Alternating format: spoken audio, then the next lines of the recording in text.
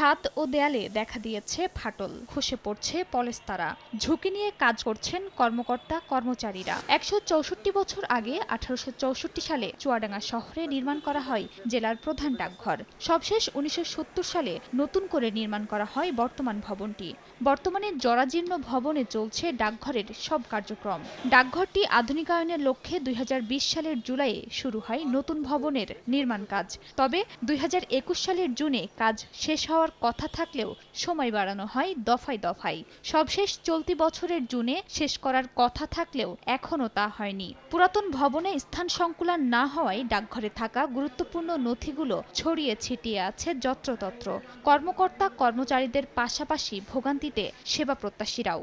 ছাদ ভেঙে পড়ছে, প্লাস্টার চটে পড়ছে। এ নিয়ে কথা বলার জন্য যোগাযোগ করা সম্ভব হয়নি ঠিকাদারের সঙ্গে। তবে দ্রুত শেষ করতে বারবার কর্তৃপক্ষকে জানানো হচ্ছে বলে জানান সংশ্লিষ্টরা।